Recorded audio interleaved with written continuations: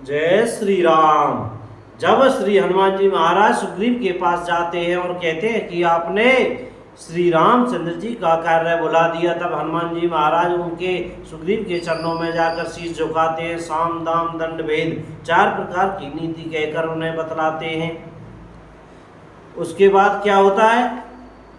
हनुमान जी के वचन सुनकर सुग्रीव ने बहुत ही बहमाना और कहा, विषयों ने मेरे ज्ञान को हर लिया। अब हे पवन सुत, जहाँ तहाँ वानरों के युद्ध रहते हैं, वहाँ दूतों के समूह को भेजो और कहला दो कि एक पखवाड़े में 15 दिन में जो न्याय आएगा उसका मेरे हाथ में वध होगा। तब हनुमान जी ने दूतों को बुलाया और सबका बहुत सम्मान करके सबको भय प्रीति और नीति दिखलाई। सब बंदर चरणों में सिर नवा कर चले। इसी समय लक्ष्मण जी नगर में आए। उनका क्रोध देखकर बंदर जहां तहां भागे। तदंतर लक्ष्मण जी ने धनुष चढ़ाकर कहा कि नगर को जलाकर अभी राख कर दूंगा। धनुष चढ़ाए कहा, तब जारी करऊं पुरछार। व्याकुल नगर देखी तब आयो बाली कुमार। श्री राम जय राम जय जय राम। तब नगर भर को व्याकुल देखकर बाली पुत्र अंगद जी उनके पास आए।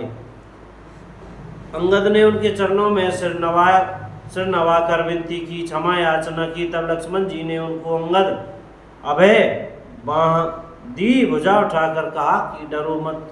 सुग्रीव ने अपने कानों से लक्ष्मण जी को क्रोधयुक्त सुनकर वैसे अत्यंत व्याकुल होकर कहा, सुनो हनुमंत संग लई तारा करी विनती समुझाए कुमारा।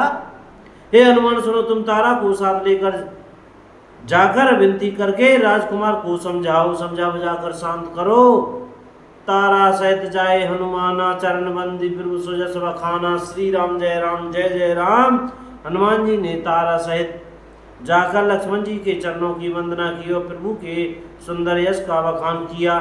वे विनती करके उन्हें महल में ले आए तथा चरणों को धोकर उन्हें पलंग पर बैठाया।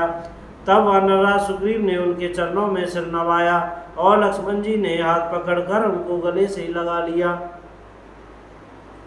सुग्रीव ने कहा, हे नाथ, विषय के समान और कोई मद नहीं है।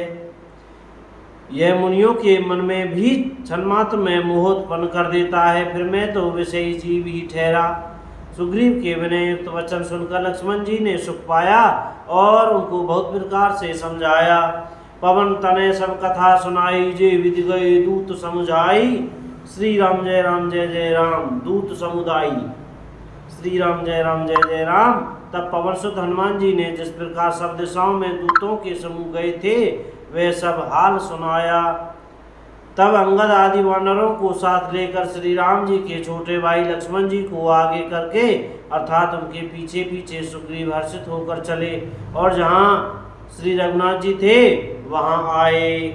नाय चरण सिरु कह कर जोरी, नाथ मोहि कछु नाहिन खोरी। श्री रघुनाथ जी के चरणों में सिर नवाकर हाथ जोड़कर सुग्रीव ने कहा, हे राम, हे नाथ। राम ने कहा, हे नाथ, मुझे कुछ भी दोष नहीं है।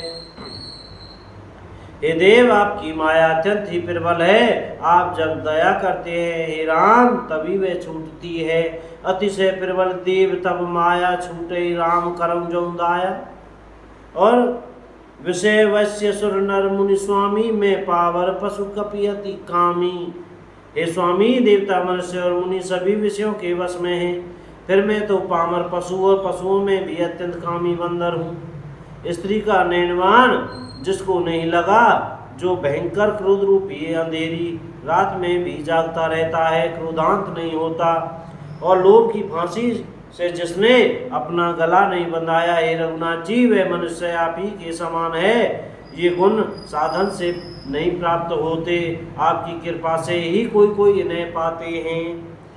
तब श्री रघुनाथ जी मुस्कुराकर बोले, हे भाई, तुम मुझे भरत के समान प्यारे हो।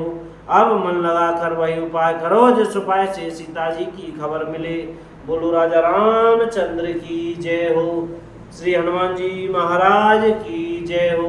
चमेली वन धाम की जय, अयोध्या धाम की जय, वृंदावन धाम की जय हो।